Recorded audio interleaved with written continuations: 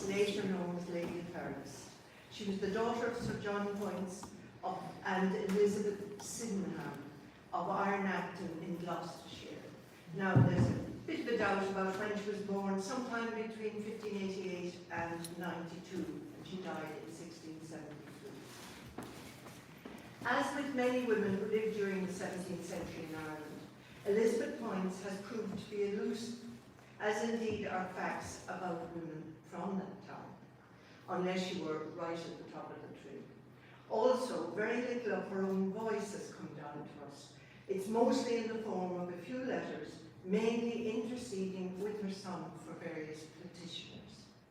Now, I hope to cover, it'll be background of Elizabeth Poyntz, who her family was, who she was, where she lived, and some general context of her upbringing. And just to show you where Ironacton is, it's not actually marked on the map, but it's near that town, Yate, in Gloucestershire. The Poyntz family were a gentry family, long established in Ironacton, in Gloucestershire, near Bristol in the southwest of England. They were descended, they had royal connections. They were descended from an illegitimate daughter of Lord Rivers, brother to Edward IV's queen. The Poyntz family prospered under Henry Tudor, later Henry VII, and were well regarded at Henry VIII's court. Sir Robert, grandfather of Nicholas Poyntz, and you'll get more about him later, had served Catherine of Aragon, Henry VIII's Spanish queen, as her chamberlain and chancellor. So we're looking at quite a high level in society. And that same Sir Robert had attended just to show you how important it was, he had attended the great pageant that was known as the Field of Cloth of Gold in France. That was when Henry VIII, who is here, he's in 3 images of him. He's here, he's up at the 10th meeting, Francois I, and he's over there jousting.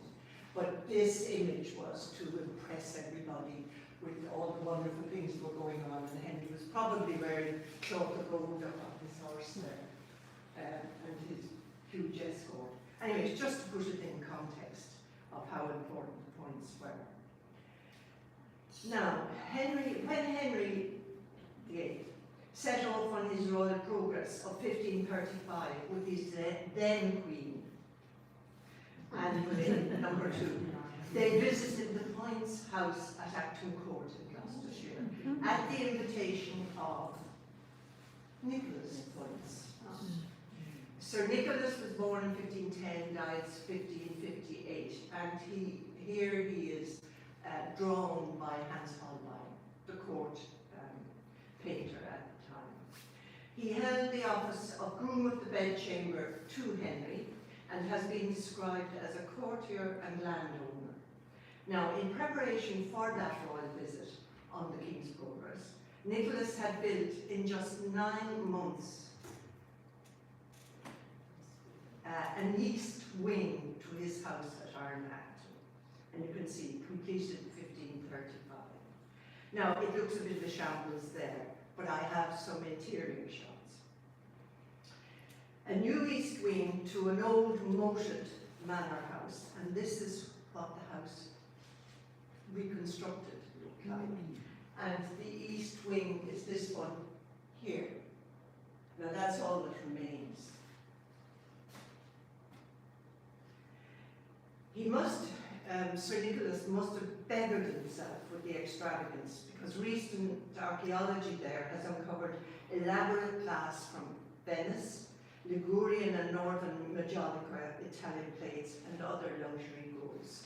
So, I mean, he really did, that was at the time, if the king was visiting, you really had an extravagant entertainment for him. Just to put that house in context, I'll show you one in Ireland, with links to Lady Paris. To put the house in context, a comparison here with the 10th Earl of Ormond's house in Carrick-on-Suir. built at during the 1560s. And you can see, like at Acton Court, the buildings are kind of packed into the courtyard, and there was additional new buildings there also. But back to Acton Court, where you will see, this is the interior decoration of that east wing. Now, it's very innovative for its time, and the only similar type of decoration one would have found in England at the time would have been in Whitehall Palace, which was originally York Place, the palace belonging to the bishops of York, and Cardinal Wolsey was Bishop of York, and eventually the king took Whitehall from him like he took Hampton Court. So this is some of the original decoration for the king's visit. It's what's called antique, that's how it's spelled, antique, I-C-K, frescoes on the frieze. And the decoration is kind of grotesque with candelabra, which had been found in Rome at the time, and they were repeating this. They were using these models to add grandeur and classical imagery in their buildings. And this is just a close-up of one of them. Now you can see it's a lot of it's worn away, a lot of the colour is gone, but it is very advanced, and nobody knows who actually painted it for him. And I'm just showing you again, to put in context, the frontage of Carrick-on-Suir, the house of Carrick, and in there you have a room, a very grand long gallery with a frieze, and all this Tudor decoration. The plasterwork is very impressive. Now it has been restored, as you can guess. That's not there since the 1560s. The impressive plasterwork decoration in the frieze in Carrick, and then the ceilings, and then the frieze contains portraits of Elizabeth, King Edward, Henry VIII's son, and his sister Elizabeth, the Protestant succession. That's what that's about. It's saying this is the Protestant succession, and if you follow the Protestant succession, you've got two figures there. You've got justice and equity. If you follow that, you will be treated with justice and equity. And this was a semi-public room, so lots of Irish aristocrats and gentry would have visited there, and the message would be clearly written on the wall. I know it's strange to use decoration for political purposes, but it was. So let's go back to some of the Poyntz family portraits. This again is the drawing by Sir Nicholas, and there is the oil painting that was taken from the drawing. There's a whole album of these wonderful drawings by Holbein that's now in the Royal Collection. He was really quite a wonderful painter. And this is another member.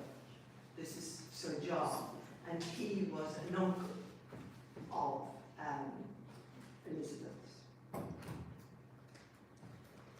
Now, those portraits, versions of those Holbein portraits, were in Kilkenny Castle. So she must have brought them with her when she married into the family. And they were in the collection in the 17th century. Of course, they disappeared. So that's just a little background to the Poyntz family, and I'll have more to add later. But as you will have gathered, although they didn't have titles, such as an earldom, they were close to the centre of power in Tudor times. So let us now return to our principal subject. Sorry, I'm just showing you this. This is to show the status of the Ormond family at the time. This is the 9th Earl of Ormond, who was painted by Holbein. And incidentally, Wolsey tried to set up an engagement between him and Anne Boleyn, because he saw the problem arising, but it didn't work. History would be very different. Right. Let's return to Elizabeth, sometimes Helen, she's called, Lady Thurles, and the family she married into and her life then. Before 1610, she married Thomas Butler, Viscount Thurles, son of Walter, the 11th Earl of Ormond. who, by the way, did not approve of the match. Now, his son would, by right, have been heir to the estates and titles, but he died before his father. By this marriage, she had 4 daughters, who married into the McCarthy, Purcell, Aylmer, and the Hamilton families, and 3 sons, James, 1st Duke, John, who died in Naples, and Richard of Kilcash. She was widowed in 1619, but in 1620 she married again. Now, when she was, her life was quite an upsetting one. She was living in Clerkenwell in London in a house leased by her own family circa 1610, when her first son was born. That was the future Duke of Ormond. On her return to Ireland, she lived with Walter, the 11th Earl of Ormond, and his wife in Carrick-on-Shore. That's why Carrick is kind of relevant. In keeping with the time she lived in, she married again. If you survived childbirth, it was not unusual for women of gentry and aristocratic backgrounds to marry 2 or 3 husbands, often adding to their wealth. Unfortunately for her, that wasn't the case. Now, I have no portraits of Walter Butler or George Matthew. I have searched. As her second husband, Elizabeth married in 1620 Captain George Matthew of Ryder Court, Clondaff, Wales, and Clovis, and he died in 1636. That family, she had 2 sons and 1 daughter, and of course one of them was called George. George had an uncle George, his son was George, his grandson was George. Everybody in that family had a George Matthew. That's why I think that Lady Thurles is Nan O'Nagle's great-great-grandmother. I mean, she was born in 1590s. She, her son, the Matthew's son, had to have been born before, probably around 1630. Her husband George died in 1636. There is a George Matthew who died in 1670. So I'm sorry, as I was explained earlier, the National Library has a genealogy, but because of COVID, it was impossible to get into the manuscript department. And if I get in and get the thing, I will send it. I will send it to Danielle and she can pass it on. Because I think it's important that we get the generations correct. So, how far are we now? She had 2 sons, one of them George, the other Theobald, and a daughter Elizabeth. Now, that George can't be the father of Anne Matthew, who married Garrett Nagle. There has to be another generation in between, and Thomas Matthew of Anfield has been suggested, and maybe another George who is the father of Frances Mary Matthew. Now, the records are somewhat confusing because, as I've said, there's a number of George Matthews, Captain George Matthews, and a number, and Major George Matthew. I mean, they didn't make it easy for us. And all of them were involved with the Ormond family and their estates right up into the 18th century. And you'll find lots of inaccurate information about the family on the various internet sites, such as the first George Matthew lived until 1670, not true, died in 1636. The best one I've found so far is the Dictionary of Irish Biography, and it's online, DIB, and it's quite good, factually, and gives sources as well.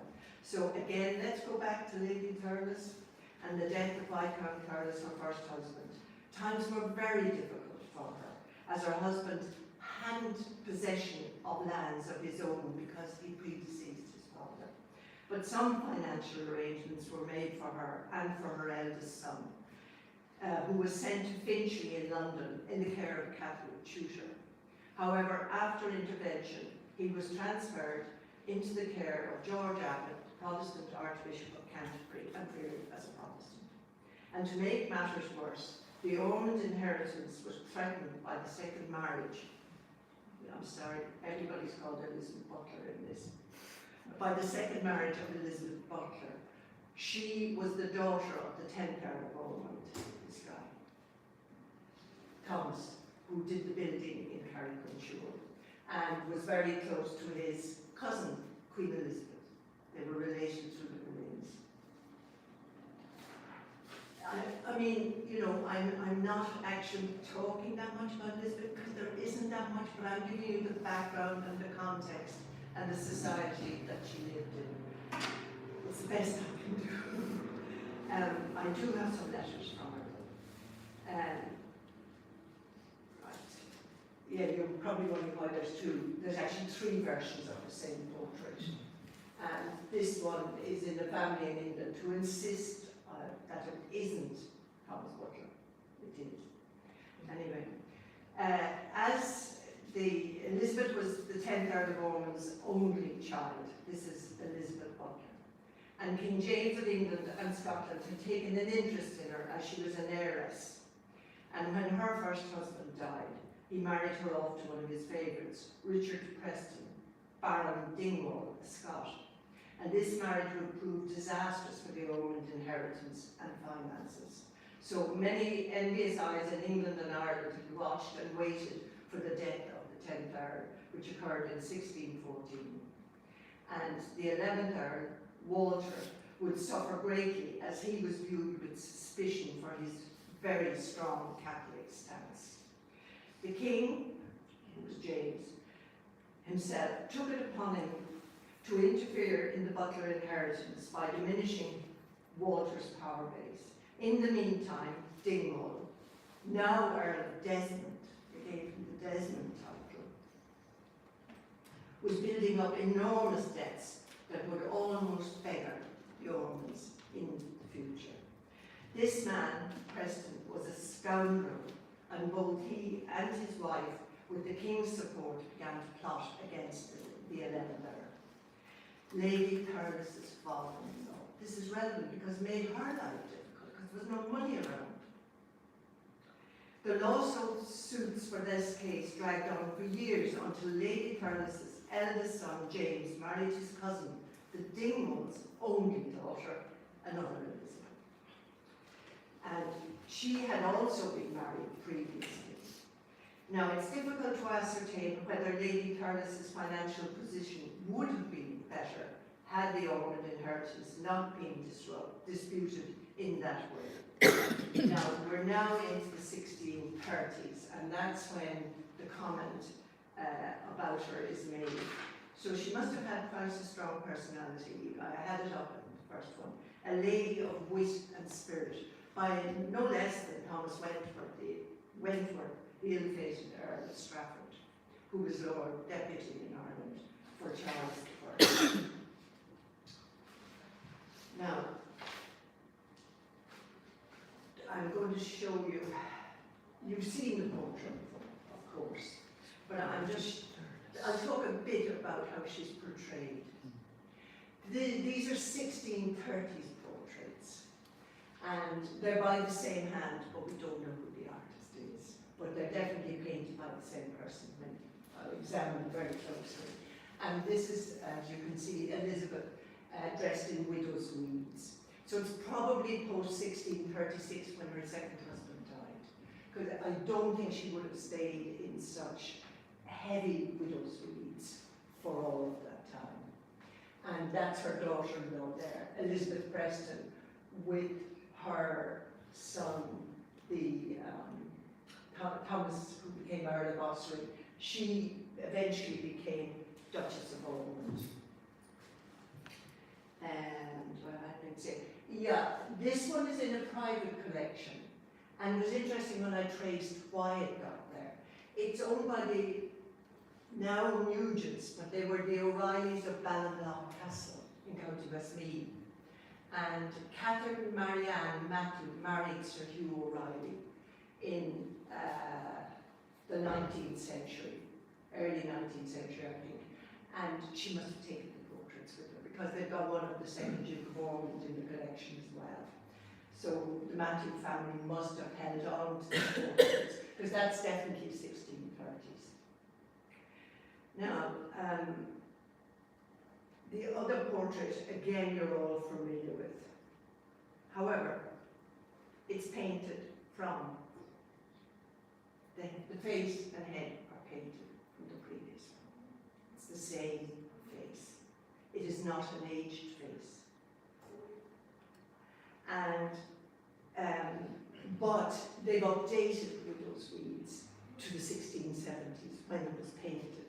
These are much fancier type of widow's dress. And it's painted by, I'm sorry, that's a poor reproduction. It's painted by a very fine painter called John Michael Wright, who was actually a court painter to Charles II, or painted portraits of Charles II, and was a Catholic and came to Ireland at the time of the Titus Oates plot in the 1670s and painted a lot of Irish Catholic families. And we're lucky that he came because there's some very fine portraits by him of the Irish Catholic. I suppose you could have called them, well, they were more than gentry, most of them were a level up from that. And just to show you, this is Ormond Elizabeth, Lady Thurles' eldest son, and his wife Elizabeth Preston. This was painted in the late 1640s when he was in Oxford fighting the Civil War in England. And this is this was painted in the 1660s.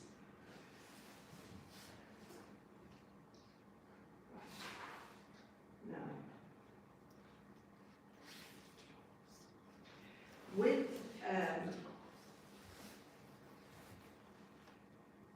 when Elizabeth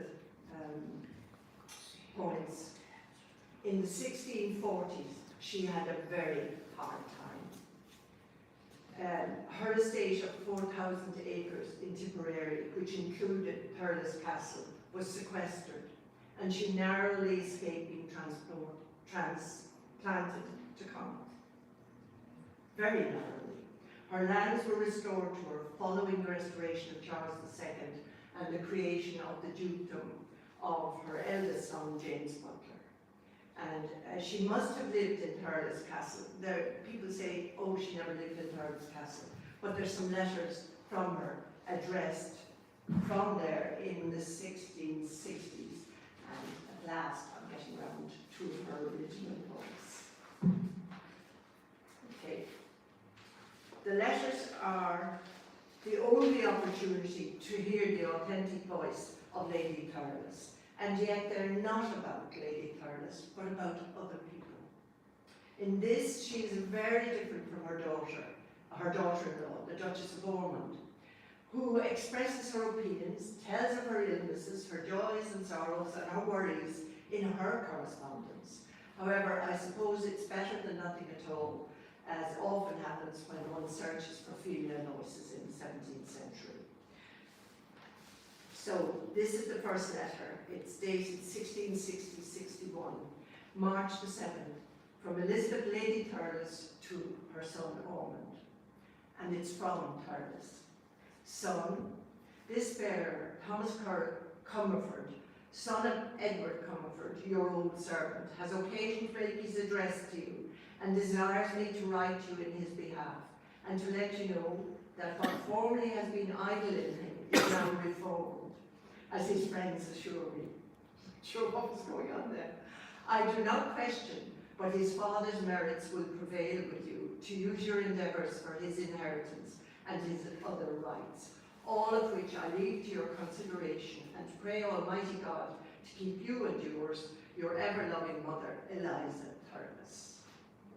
And it's endorsed, my mother's, in Ormond's hands.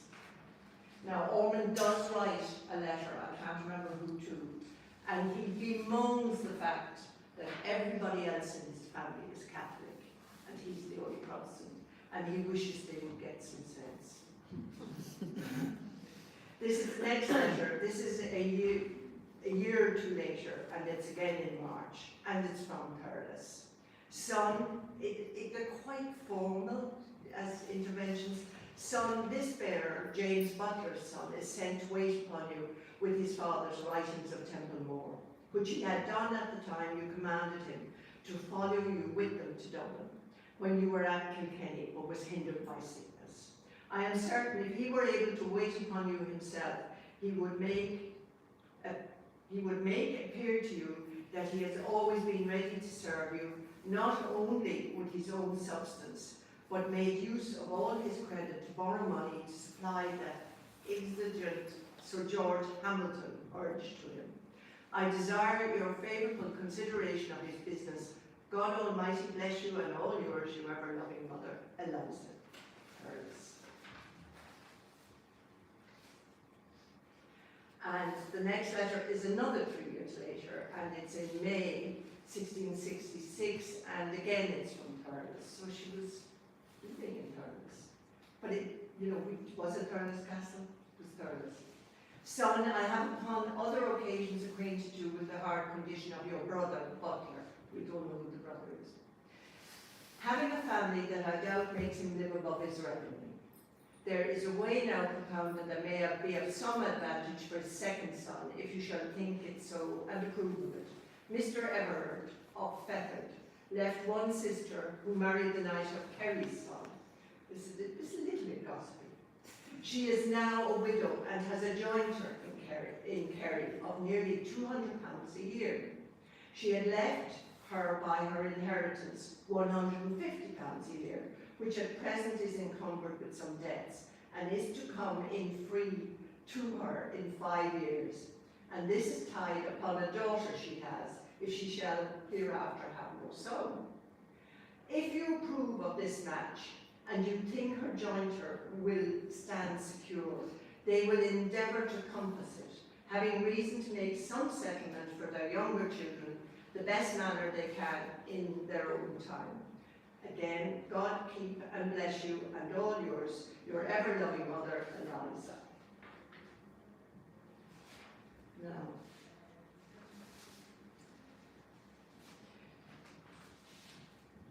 is there one more?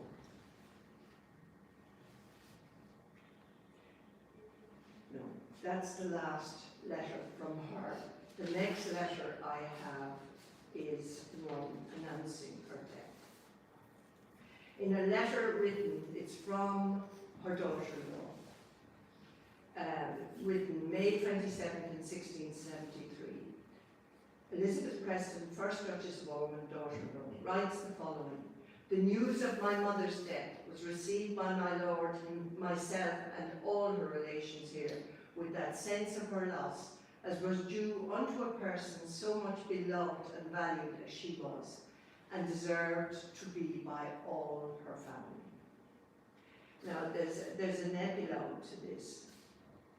Shortly after this, in the same year, 1673, the Duke of Ormond is in correspondence with the then Lady Poyntz about Arne and how he had lived there during the early days of his marriage, and would have liked to visit her there.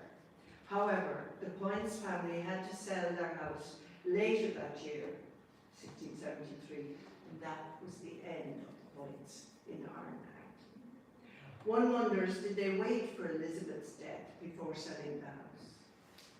That had been her childhood home and her refuge later in life. Thank you. Sorry, that ended a bit early. It depends. I don't want to drag out the letters too much because they're very formal and stilted, and I would have loved to have found her own voice. So if you've any questions. Anybody? What was the portrait that was of Fenlon Castle, you said? Which? That's the Lady Thurles in the